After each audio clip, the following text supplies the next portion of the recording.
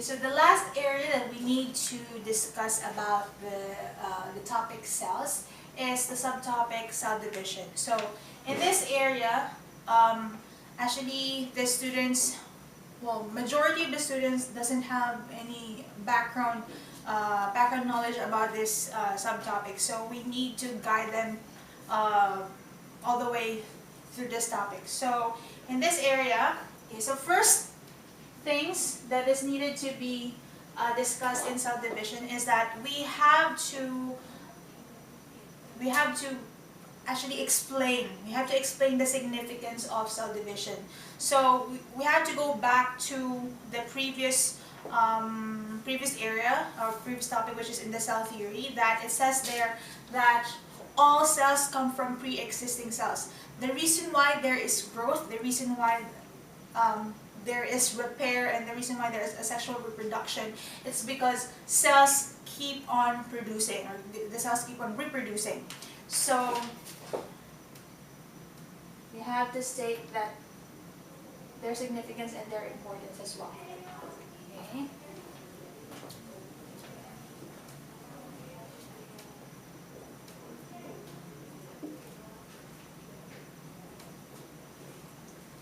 Growth, repair, and asexual reproduction. Okay. So under the cell division, okay, once that you have discussed the significance of this area, then we should also elaborate the things that are included in cell division. We have two types of cell division. Okay, we have mitosis and meiosis. Okay, you also need to elaborate the significance of these two types, that mitosis is being produced to produce an identical type of cells, whereas for meiosis, this is to produce a haploid cell, or having half the number of chromosomes, producing gametes. So basically,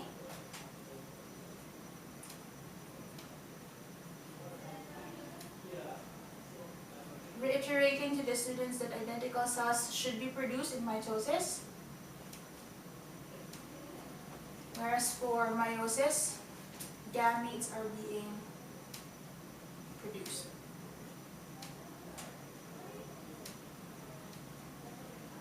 Okay, so the other point that is needed to be discussed under cell division, of course, are the stages. So under the stages of cell division, we have to include the stages interface. Okay. In the area of interface, we have to discuss, or we have to explain to the students that interface is not a resting stage.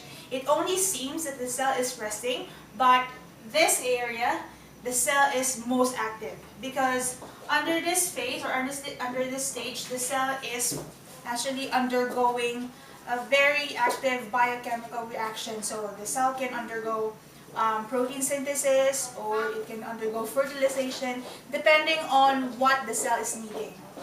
Okay? So under interface, we have to elaborate as well that there are three substages. We have G1 phase, we have S phase, and G2 phase. On the G1 and G2 phase, this is the growth phase of the cell, wherein right after cytokinesis, G1, the newly developed cell, is actually producing more and more organelles. The biochemical activity is increasing. Whereas for S phase, we have to elaborate as well that it is only solely for DNA replication. In G2 phase is actually in preparation for mitosis. Right after interface, okay, so this is where mitosis, or the process of meiosis, is gonna enter. But in the case of meiosis, this is gonna be discussed in a different topic. So mitosis, this includes 4 substages. We have the prophase, metaphase, anaphase, and telophase. It'll be better if we are able to come up with codes for students. For example, I always tell my students that for you to remember the stages of cell division, just remember IPMET-C. Okay, so the letters in this code represents the first letter of this the specific stages in the cell division. Okay, from the start to the end.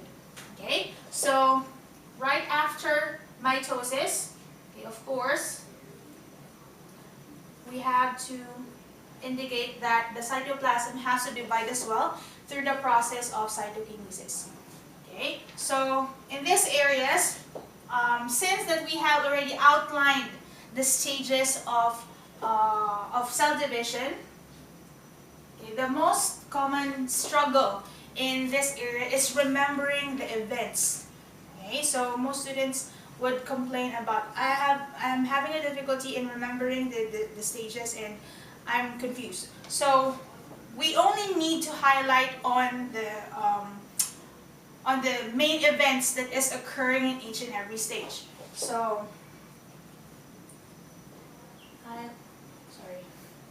highlight main events.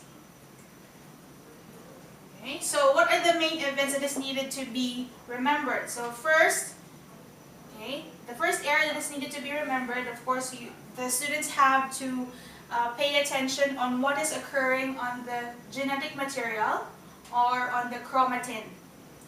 Okay, so is the chromatin gonna coil? Is it gonna coil up? Is it gonna separate in a specific stage? Okay, something like that.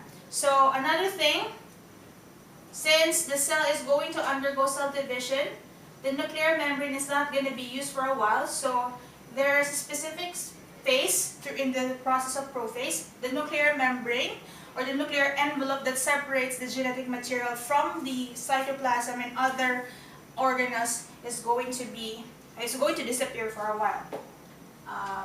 Another highlight that is, or another thing that is needed to be remembered is the activity of the centriole. Centrioles is one of the organelles that has been discussed previously in eukaryotic cells, and they are organelles that are being used in this process or in the process of cell division.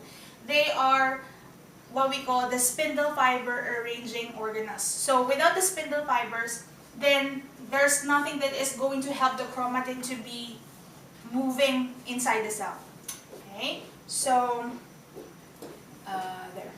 So it's going to be helpful as well if we are going to provide diagrams for students while we are teaching the stages and remembering the highlight or remembering the main events through the process.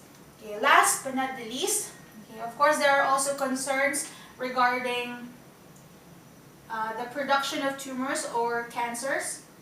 Okay, cancer, it is actually an event or a condition wherein a specific cell, the DNA of a specific cell is mutated, leading to repeated or uncontrollable cell division.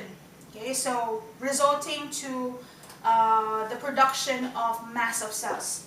So whenever the DNA is mutated or destroyed, then it can lead to uncontrollable cell division of the cell. Okay. So that is all for this topic.